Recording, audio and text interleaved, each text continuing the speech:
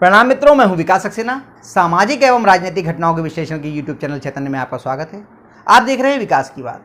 कहा जाता है कि जो सोशल मीडिया से संबंधित बहुत सारे ऐप्स हैं उन पर फेक न्यूज़ फैलाई जाती है, लोग अनर्गल बातें करते हैं और झूठे विमर्श गढ़े जाते हैं, झूठ उसमें परोसा जाता है।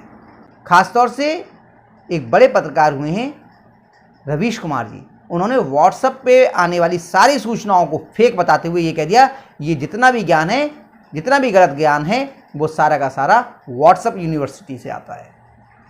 लेकिन क्या जो प्रतिष्ठित संस्थान हैं, मीडिया संस्थान हैं, उनकी खबरें विश्वसनीयता के स्तर पर सही हैं?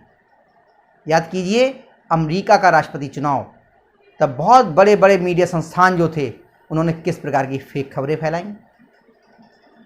कोविड के दौरान किस तरह से भारत की जो खबरें थीं उनको इस तरह से दिखाया गया कि जिन्हें भारत में कितनी बड़ी आफत आई हुई है, जबकि वही मीडिया संस्थान चाइना का फेवर कर रहे थे।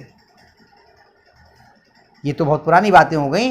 अभी चंद रोज पहले बीबीसी न्यूज़ हिंदी ने एक कार्टून प्रकाशित किया। चूँकि कार्टून तो कीर्तिश जी का है, लेकिन अगर बीबीसी हिंदी ने उसको प्रकाशित किया है, प्रसारित किया है, तो जिम्मेदारी तो उनकी भी है। उस कार्टून में क्या है, ये आज मेरे लिए एक वरिष्ठ हैं साथी, बड़े भाई की तरह हैं, उन्होंने व्हाट्सएप पे डाला तो मैंने उस कार्टून को पढ़ा और पढ़ने के बाद मैंने उनसे कहा भी कि कैसे झूठे विमर्श इतने बड़े बड़े संस्थान जो हैं वो गढ़ रहे हैं। उस कार्टून में क्या लिखा था मैं बताता हूँ। उसमें लिखा था, ऊपर जो लाइन थी कि पढ़े लिखे नेताओं को वोट देने की अपील करने वाले टीचर को संस्थान ने निकाला। कार्टून है, समझ लीजिए, खबर नहीं है।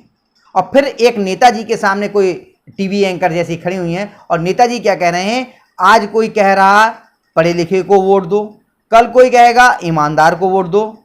ये क्या हो रहा है देश में? तो यहां पर दो चीजों को समझने की कोशिश कीजिए। नंबर एक, कि क्या जिस करण सांगवान को अनअकैडमी ने अपने संस्थान से निकाला, वो इसलिए निकाला कि वो पढ़े लिखे लोगों के लिए वोट देने की अपील कर रहा है? नहीं। मैंने इस संबंध में एक अपना वीडियो बनाया है, आप चाहें तो उसको देख सकते हैं।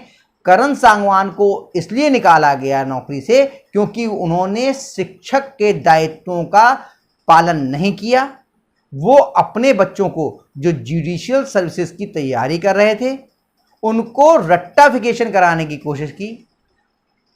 करण सांगवान काम चोरी करने की कोशिश कर रहे थे। वो जो भारतीय जनता पार्टी की जो सरकार है और केंद्रीय गृह मंत्री ने 3 कानून प्रस्तावित किए हैं, Indian penal code, criminal procedure code और इंडियन एविडेंस एक्ट, यानी कि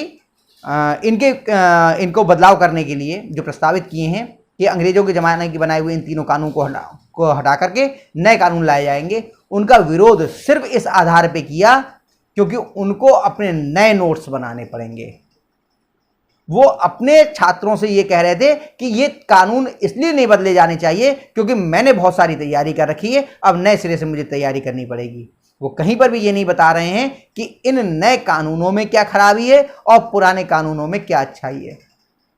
तो इस तरह से शैक्षिक नैतिकता और शैक्षिक जो गुण हैं उनसे हीन व्यक्ति को क्या शिक्षण कार्य में लगाया जाना चाहिए, ये सवाल है। लेकिन बीबीसी जैसे संस्थान अगर इस तरह के कार्टून को प्रकाशित कर रहे हैं तो वो ये साबित करने की कोशिश कर रहे हैं कि करण सांगवान को इसलिए नौकरी से निकाला गया क्योंकि उसने पढ़े लिखे लोगों को वोट देने की अपील की थी। आप फिर से करण सांगवान का वो वीडियो देखिए और उसमें अंदाज लगाइए कि उसने क्या कहा था, क्योंकि शुरू के 7 सेकेंड हटा करके उस वीडियो को बहुप्रसारित यानी कि वायरल किया जा रहा है। आप चाहें तो मेरा वीडियो भी देख सकते हैं, मैंने उसमें विस्तार से इस बारे में चर्चा की है। इसीलिए मैं कह रहा हूँ जी, बहुत बड़ा प्रसार हो जाना, आपके बहुत सारी फॉलोइंग हो जाना, इसका मतलब कदापि ये नहीं है कि आप सच्चे हैं और आप निष्पक्ष हैं। ये बड़े बड़े मीडिया संस्थान ये जानबूझ करके झूठे विमर्श करते हैं। इनकी विमर्श करने की ताकत बहुत बड़ी होती है और लोग इन पर विश्वास भी करते हैं। लेकिन ये भ्रम बहुत तेज़ी से टूट रहा है। ऐसे संस्थानों से देश की जनता को सावधान रहने की आवश्यकता है।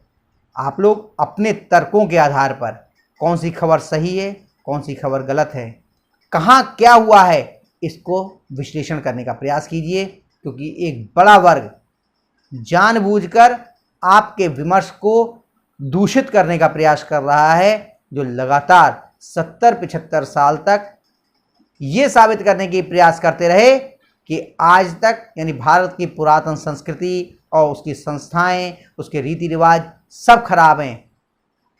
वो लोग लगातार ये कोशिश में लगे हैं कि किसी भी तरीके से देश की सत्ता परिवर्तन हो जाए, और इसके लिए वो झूठे विमर्श करने में लगातार आगे बढ़ रहे हैं। देखिए, इस वीडियो को ये कार्टून मैंने आपको दिखाया भी है कि ये किस तरह का कार्टून है, और BBC न्यूज़ हिंदी जैसे संस्थान इसको प्रसारित कर रहे हैं।